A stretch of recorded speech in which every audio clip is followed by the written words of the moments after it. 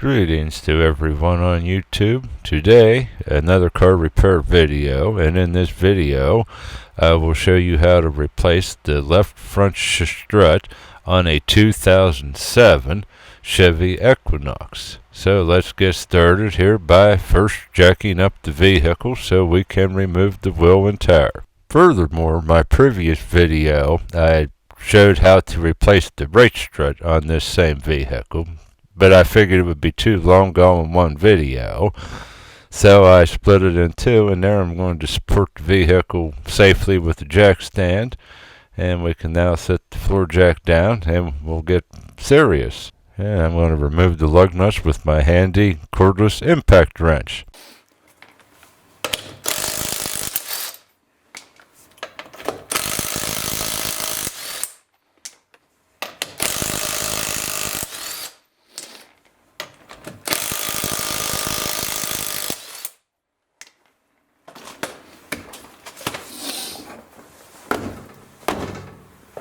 You just have to love aluminum wheels. They do stick on, but there's a little trick. Use the sledgehammer.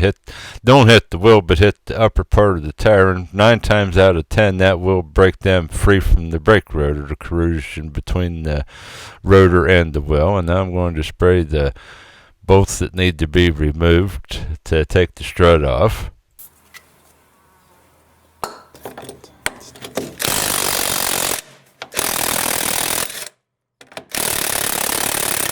And I'm having the same problem that I did with the right side. The nut for the upper stabilizer link is just turning with the impact wrench. Sometimes you can hit those with an impact wrench and they'll turn right off, but I didn't get lucky on either one on this Chevy Equinox. So now we're going to use an Allen key in the center of the stud where the bolt turns on, the nut turns on, and see if we can get the nut to turn loose.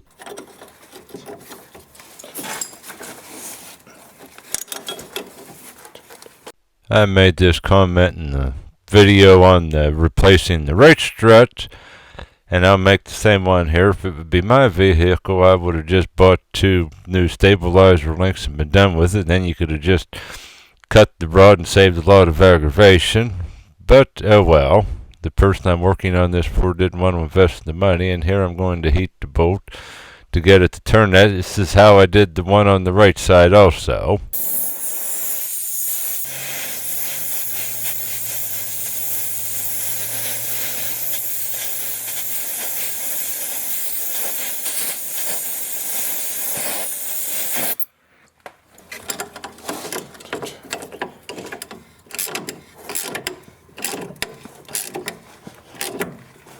Let's not forget.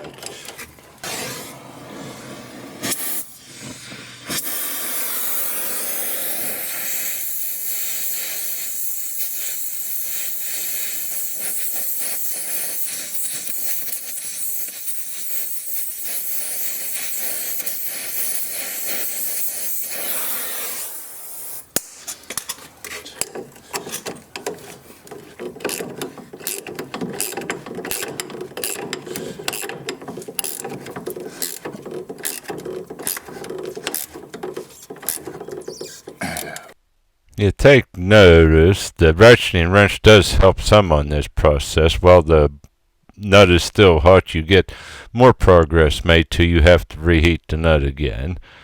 But it's still, and it's just like the same as the other side, one-time heating is not going to be enough. It's going to take repeating a few times to remove the nut completely.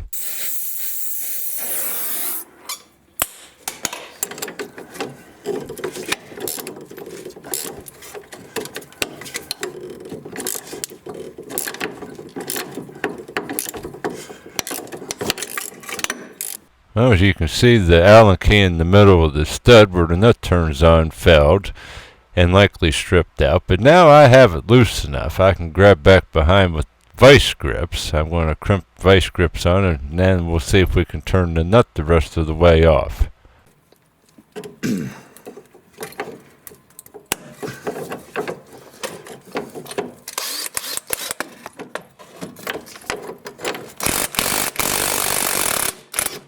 Unfortunately, the vice grips are not holding tight enough, so let me see if I can get them crimped on the stud for the stabilizer link more securely, and we'll try this another time.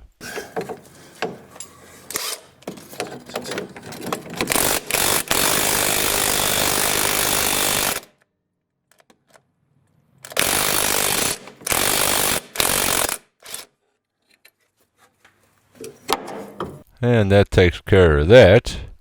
And now we're just going to merely unplug the anti-lock brake sensor wire. That's an easy enough step. And there is where I grabbed the hold of the stabilizer link when I was turning. I didn't hurt the threads itself where the nut turns on. And we can get our vice grips back off. And now it's time to remove the nuts and the bolts that hold the strut, the lower ones. However, before turning the nuts loose, I'm going to turn the steering wheel towards the right of the vehicle that it's easier to access these nuts. And we're going to first see here if I can get them with the impact wrench.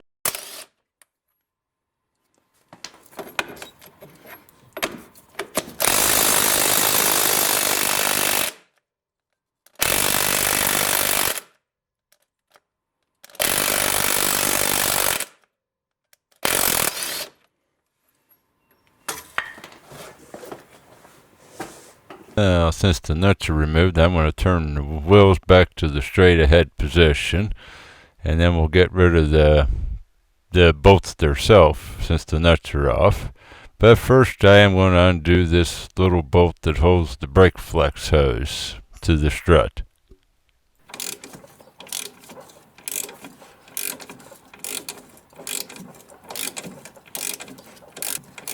If this bolt would happen to break while removing it, if you're replacing struts, it's not a big deal other than you will have to get another bolt.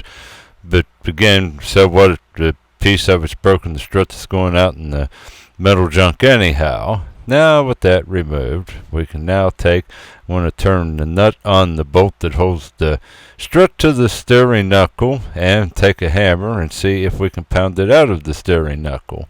And it's going good. Yep, it's starting to move. No problem on that. The big key, you don't want to mushroom the threads on the bolts.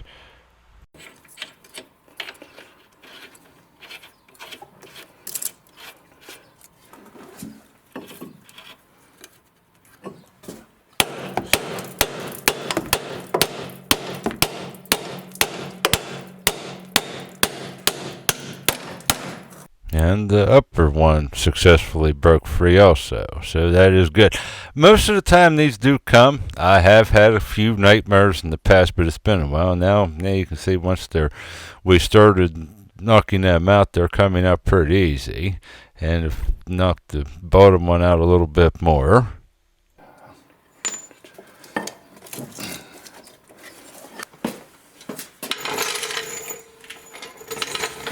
And a little tip here, just put a little pressure. I'm using the floor jack under the lower control arm.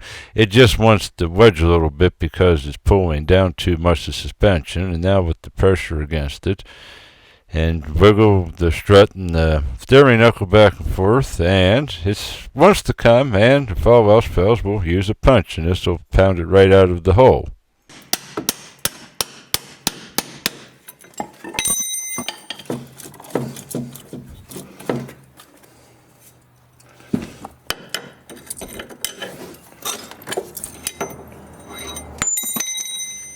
You see, I pried in the lower hole to get the top bolt out, but anyhow, it's free now. And now we can take and remove the bolts at the top at the strut tower. These are a 13 millimeter.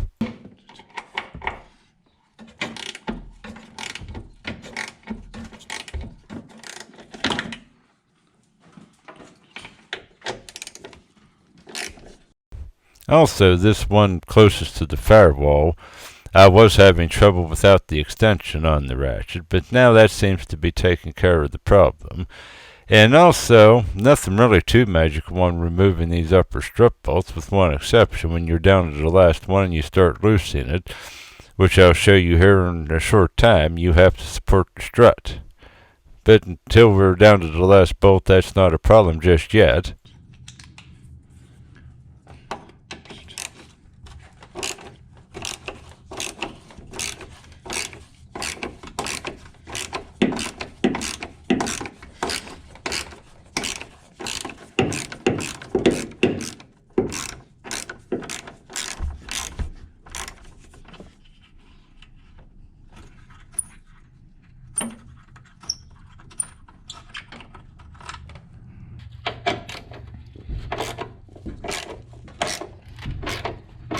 All right, no more, and I just barely started loosening that bolt. The strut now needs to port. This I mentioned in the video on changing the one on the right side. If you had a extra person around to help hold it, would make the job easier, but since I don't, I'm just using one hand to operate the ratchet and the other to support the strut until the bolt comes out.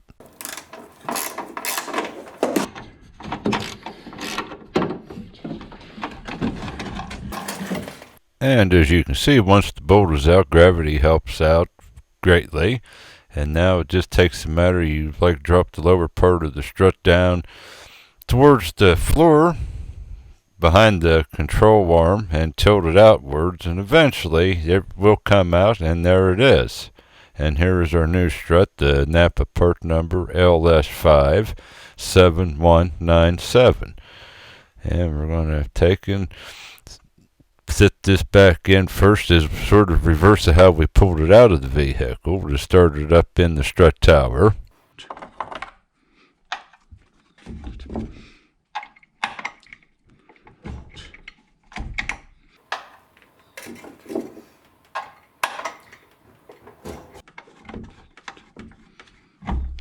After you start the first bolt, it gives you a little bit more freedom to again start the second one.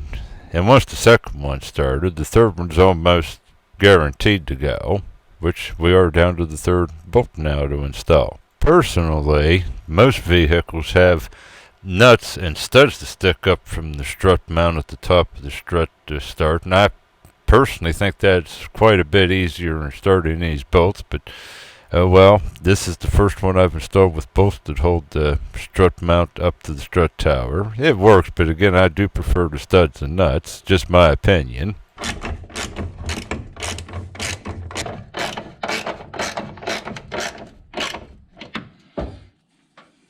Also, which I try to do on most of my repair videos, and I will include in this video timestamps if there is a certain area of interest that you want to find fast without watching the whole video. You can look at the timestamps and pinpoint the area that you need to find.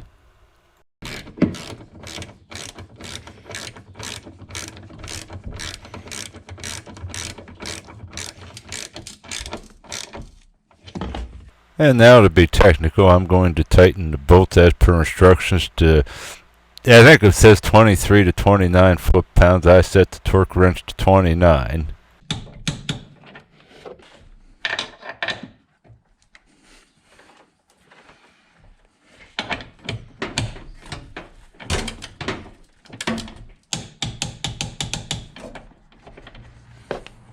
Alright, now back down knowing at the side of the vehicle, I'm going to put the steering knuckle, slide it back into the strut itself.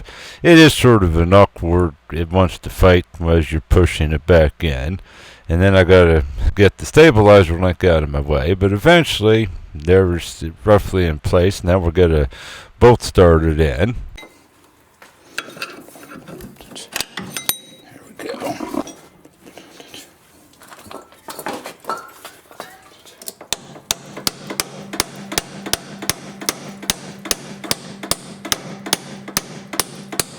If you watched the video on the strut replacement on the front right side, I didn't have this much trouble. There's more corrosion build up in that aluminum steering knuckle. You can see when I'm hammering the bolt trying to get it in, but between the hammer, pushing, and again prying with the punch, eventually it'll go back in.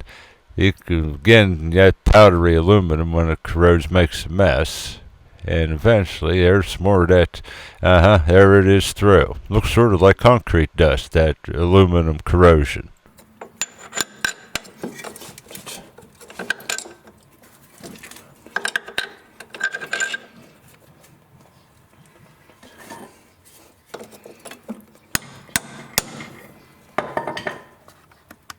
Alright, now that the bolts are in this far, we're going to put the nuts in and pull it the rest of the way into the steering knuckle. If you notice, those bolts have like teeth at the top that's made the again grip into the steering knuckle. That's why when you take the nuts off, you don't have to hold the other side with the wrench. It prevents them from just spinning around. And there, as I'm tightening, you can see the bolt pulling into the threads in the steering knuckle.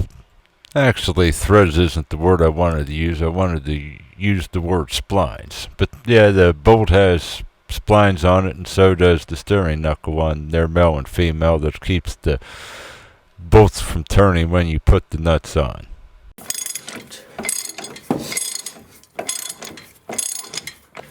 It actually takes a good bit of torque to pull those back into the steering knuckle. Now I could do it with a 1/2-inch drive ratchet, but I'm using a 3/4-inch drive ratchet since I do have access to one. Now that they're pulled back in, we're going to torque them to 100 foot-pounds. The instructions say 97 foot-pounds, but I'm just going to call it 100. And I'm convinced, in between the splines and all on the bolts, they are not going anyplace.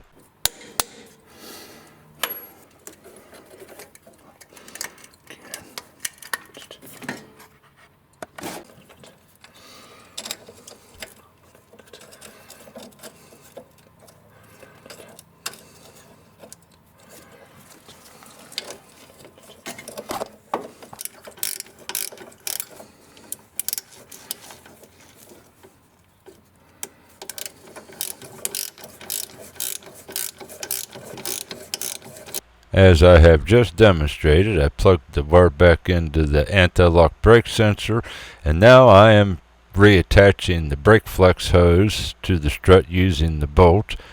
And this pretty much concludes most of everything here. We're getting downhill stretch pretty good, except for the stabilizer link. I also want to mention, and if you've watched this video, you can see, to do this job, you do not have to remove the brake caliper or rotor. Again, if you do, you're just making extra work for yourself.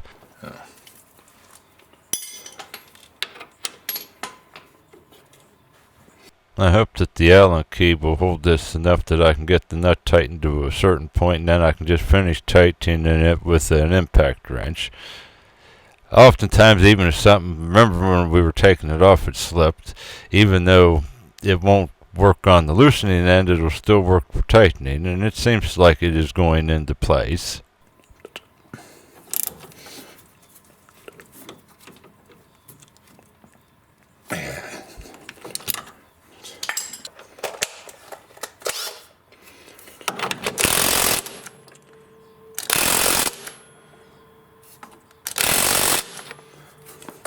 And there is the stabilizer link reattached to the strut.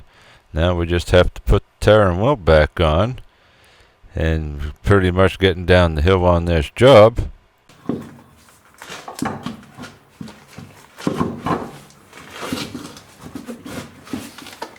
Of course, when I set the vehicle down on the jack stand, now it's too low to get the tire and wheel back on. I had to jack it up a little farther.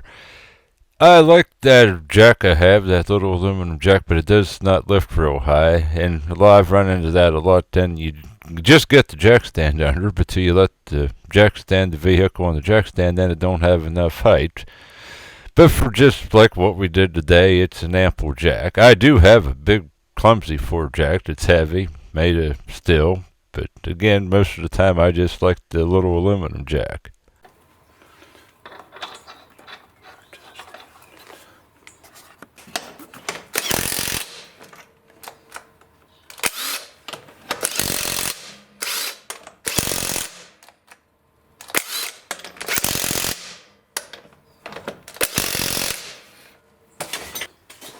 Well, other than setting the vehicle back down on the floor after I remove the jack stand, that concludes everything. I hope the information helped you in this video. I tried to take as good a video as my equipment is capable of doing.